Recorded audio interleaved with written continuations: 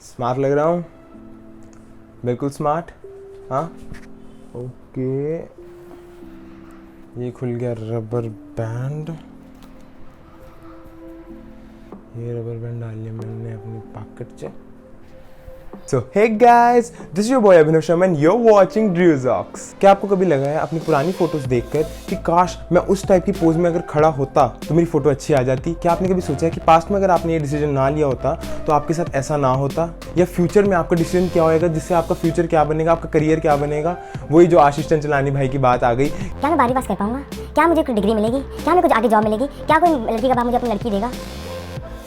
क्या मैं कभी खुद बाप बन पाऊंगा? तो ये सारे सवाल हमारे दिमाग में यूजुअली आते ही रहते हैं और इन सवालों का सिर्फ एक ही जवाब है, टाइम ट्रैवल। इसके लिए हमारे साइंटिस्ट ने कई थ्योरीज प्रपोज की हैं जिनके बारे में आज मैं बात करूंगा। इस वीडियो में मैं आपसे 5 वेज डिस्कस करूंगा जिसके थ्रू हम टाइम ट्रैवल कर सकते हैं। वीडियो को प्लीज एंड तक देखना और लाइक शेयर सब्सक्राइब करे बिना बिल्कुल मत जाना। अगर वीडियो पसंद आए तो कमेंट में जरूर लिखना। तो चलिए शुरू से शुरुआत करते हैं। हमने एक मशहूर साइंटिस्ट का नाम तो जरूर सुना होगा, एल्बर्ट आइंस्टाइन, जिन्होंने एक बहुत इंपॉर्टेंट थ्योरी दी थी, थ्योरी ऑफ रिलेटिविटी। इस थ्योरी को मैं आपको फटाफट समझा दूंगा ताकि आपका टाइम ज़्यादा वेस्ट ना हो। ये थ्योरी 2 पार्ट्स में डिवाइडेड है, स्पेशल थ्योरी ऑफ रिलेटिविटी और जनरल थ्योरी ऑफ रिलेटिविटी। अब स्पेशल थ्योरी ऑफ रिलेटिविटी सबसे पहले आई थी 1905 में, जिसमें आइंस्टाइन ने सिर्फ इतना प्रूव किया था कि टाइम वैसे इतना नहीं था, ये काफ़ी बड़ी बात है कि टाइम जिसको हम कांस्टेंट मानते हैं वो कांस्टेंट नहीं है, वो एक इल्यूजन है। इल्यूजन माने रिलेटिव है।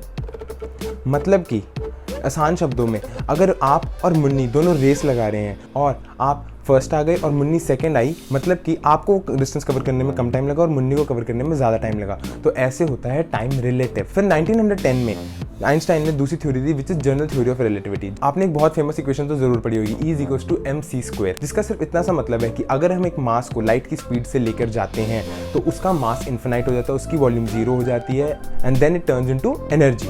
इस दुनिया में कोई भी ऑब्जेक्ट है वो लाइट की स्पीड से तेज नहीं जा सकता। आज तक ऐसी कोई टेक्नोलॉजी बन नहीं पाई जो लाइट की स्पीड के 90% या 10% भी पास जा सकी हो। हम स्पेस में 3 कोऑर्डिनेट्स को जानते थे जो आपने बचपन में पढ़े होंगे, x, y, z, जिससे हम पोजीशनिंग या डिस्टेंस जानते हैं। अब हमें 4th कोऑर्डिनेट मिल गया विच इज टाइम। अब हम एक ऐसी चीज़ की बात करेंगे जिस चीज़ ने साइंटिस्ट को पूरी तरह से हिला रखा है। उसके अंदर इतनी सारी मिस्ट्रीज हैं जितनी इस पूरे यूट्यूब पे वीडियोस नहीं हैं, दैट इज स्पेस। अब स्पेस को मैं आपको आसान शब्दों में समझाऊंगा। आपने बाहर देखा होगा जो काला काला सा जिस पर बड़े सारे स्टार्स, प्लैनेट्स एंड नेबुलेज एंड बथेरा कुछ है, उसको स्पेस कहते हैं। बट अभी हमारी बात हुई थी कि टाइम रिलेटिव है, तो मतलब कि स्पेस में टाइम रिलेटिव है, किसी जगह कम है किसी जगह ज़्यादा है। इसको मैं आपको ढंग से एक्सप्लेन करता हूँ।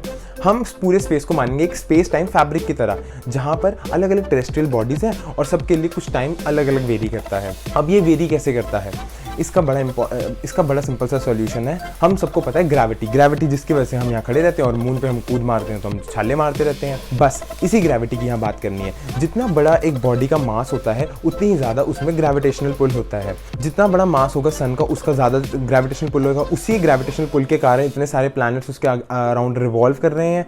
अर्थ का छोटा मास है तो उसके अराउंड मून रिवॉल्व कर रहा है। अब होता क्या है, इस ग्रेविटेशनल पुल के कारण जो हमारा स्पेस टाइम है वहाँ पर एक बेंड आ जाता है। इसको मैं समझाने के लिए कोशिश करूँगा कि अगर आपको यहाँ साइड में कोई वीडियो दिख रही है तो आप समझ जाओ। अब इस स्पेस टाइम फैब्रिक के बेंड होने से क्या होता है, बेंड होने से ये होता है कि उधर का जो टाइम है वो भी बेंड हो गया। मतलब कि हमें ज़्यादा डिस्टेंस लगेगा उस चीज़ को कवर करने में, ज़्यादा डिस्टेंस लगेगा मतलब ज़्यादा टाइम लगेगा। तो यहाँ पर ऐसा होता है। इस बेंड को समझने का सबसे आसान तरीका है, आपने ब्लैक होल का नाम तो ज़रूर सुना होगा। ब्लैक होल क्या होता है इसके बारे में आपको आराम से बताऊंगा आने वाली वीडियोज़ में। बट अभी आप ये जान लो कि ब्लैक होल के अराउंड इतना ज़्यादा मास होता है, उसका इतनी ज़्यादा डेंसिटी होती है कि वहाँ पर स्पेस टाइम ऐसे बेंड करता है कि अगर आपके दादू स्पेसशिप में बैठकर समहाउ ब्लैक होल के अराउंड रिवॉल्व कर रहे हैं 5 साल के लिए, तो जब वो वापस अर्थ पे आएंगे तो आप भी उनकी एज के ही हो जाओगे। इस इफेक्ट को हम बोलते हैं टाइम डायलेशन। बहुत हो गई फिजिक्स की चबर। अब हम सीधा काम की बात पर आते हैं कि आखिरकार टाइम ट्रैवल किया कैसे जाए। Point number 1, through the wormhole. अब वॉर्म होल क्या होता है, वॉर्म होल कंसेप्ट मैं आपको फटाफट समझा देता हूँ। वॉर्म होल लगा लो कि स्पेस जो टाइम फैब्रिक मैंने आपको समझाया था उसमें 2 छेद हो गए और वो दोनों छेद आके जुड़ गए। इस स्पेस में जितनी भी बॉडीज हैं, चाहे वो कोई प्लैनेट है, स्टार है, कुछ भी है, सबका सब मूव कर रहा है। मूव ही नहीं, वो एक्सेलरेट कर रहा है। In fact our whole universe is expanding and accelerating at the same time. तो अब होता क्या है, जो स्पेस टाइम फैब्रिक होता है, लगा लो अर्थ यहाँ पर था और इसको इस पॉइंट पर आने पर 60 ईयर्स लग गए, मतलब कि from point A two point be in 60 years. अगर हम स्पेस में कुछ ऐसा करें कि 2 होल्स बनाएं और उन होल्स को जोड़ दें और एक होल बना दें जिसको हम कहेंगे वार्म होल, जो भी बंदा अगर यहाँ से यहाँ ट्रैवल कर जाए तो उसको ये डिस्टेंस ट्रैवल नहीं करना पड़ेगा, उसने ये डिस्टेंस एस्केप कर लिया, मतलब उसने 60 साल एस्केप कर लिए। ऐसे हम टाइम ट्रैवल कर सकते हैं, हम प्रेजेंट से फ्यूचर में जा सकते हैं या प्रेजेंट से पास्ट में जा सकते हैं। मतलब कि पास्ट से हमारे दादू अभी प्रेजेंट में आ सकते हैं जब वो यंग थे, या हम प्रेजेंट से पास्ट में जा सकते हैं उनको देखने जब वो बच्चे थे। बट इस वार्म होल को आज तक कोई क्यों नहीं बना पाया, या आज तक किसी साइंटिस्ट को क्यों नहीं मिला? जवाब मेरे तो क्या, साइंस के पास भी नहीं है। बट जिस वार्म होल को हम जानते हैं उसकी एक छोटी सी कंडीशन है कि उसमें सिर्फ स्मॉल पार्टिकल्स ही जा सकते हैं। आज तक कोई बड़ा वार्म होल क्रिएट करने की तो कोई थ्योरी ही नहीं पता लगी। Point number 2। अब जो सेकंड पॉइंट है ना, ये तो बहुत ही आसान है। इसमें आपने कुछ नहीं करना, नीचे किराने वाले की शॉप पर जाना है और कुछ सामान मांगना है, कुछ चीज़ बनानी है और स्पेसशिप अपनी उठाओ, उसके पास जाओ और आपका टाइम ट्रैवल डन। तो अब सामान क्या है? वो ऐसा है कुछ कि हमने कोई भी मटेरियल लेना है जिसका मास 10 टाइम्स द मास ऑफ सन होता है। सन का मास अर्थ के मास से 3,33,000 टाइम्स ज़्यादा होता है। ये कुछ ज़्यादा तो है नहीं, नीचे मिल ही जाएगा। इसको लेके आपने एक सिलेंडर बनाना है। सिलेंडर की लेंथ इन्फिनाइट होनी चाहिए, उसकी डेंसिटी कम होनी चाहिए और उसको रिवॉल्व करना है अराउंड बिलियन रेवोल्यूशंस पर मिनट। ये कंसेप्ट एस्ट्रोनॉमर फ्रैंक टिपलर ने दिया था। महान एस्ट्रोनॉमर्स पता नहीं क्या क्या सोच बैठते हैं। बट अगर हमने सपोज करो इन्फिनाइट सिलेंडर बना भी लिया और इसके आसपास स्पेसशिप के थ्रू चले भी गए, किसी भी तरह लगा लो आपके किराने वाले के पास इतना सामान अवेलेबल था, तो हम ज़रूर टाइम ट्रैवल कर सकते हैं। और इस सिलेंडर को कहते हैं इन्फिनाइट सिलेंडर या Tipler cylinder. Point number 3, through the black hole. Black hole अपने आप में एक बहुत इंपॉर्टेंट कंसेप्ट है जिसके ऊपर मेरा मन करता है कि एक वीडियो तो बना ही डालूं। ब्लैक होल आप ये मान के चलो कि कोई स्टार है, जब उसकी डेथ हो जाती है तो उसकी जो डेड बॉडी होती है उसको ब्लैक होल कहते हैं।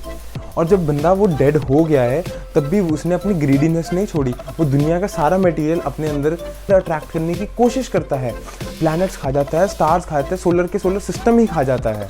बट ब्लैक होल बनने की कुछ कंडीशंस होती हैं जो हम बाद में डिस्कस करेंगे। अब थ्रू दी ब्लैक होल हम कैसे टाइम ट्रैवल कर सकते हैं? मैं आपको बता दूं, ब्लैक होल की ग्रेविटेशनल पुल इतनी ज़्यादा होती है कि अगर लाइट भी उसके अंदर चले जाए ना तो एस्केप नहीं कर सकती। तो अगर हम एक स्पेसशिप को लेके एनी हाउ उसके थ्रू चक्कर लगाने लग जाएं, जैसे मैंने आपको टाइम डायलेशन समझाया था, तो हम टाइम ट्रैवल कर सकते हैं। यार ये कंसेप्ट तो इजी लग रहा है, ये तो हम कर ही सकते हैं।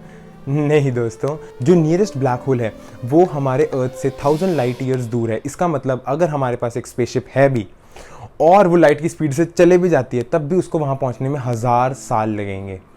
सो ये भी हम नहीं कर सकते।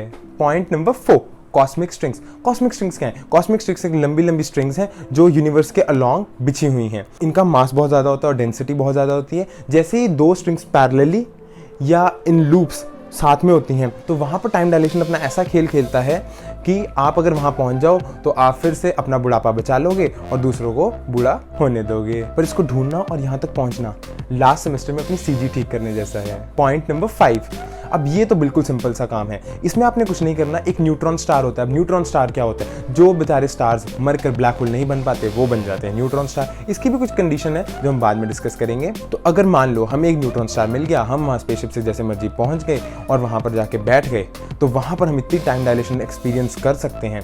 बट वहाँ पर ग्रेविटी इतनी स्ट्रॉन्ग है कि बस जैसे आप वहाँ पर खड़े होगे आप ज़मीन के अंदर ही चले जाओगे।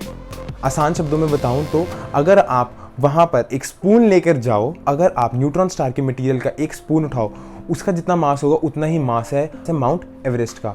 इसका मतलब यहाँ पर जाना तो पॉसिबल है पर यहाँ से वापस आना इम्पॉसिबल।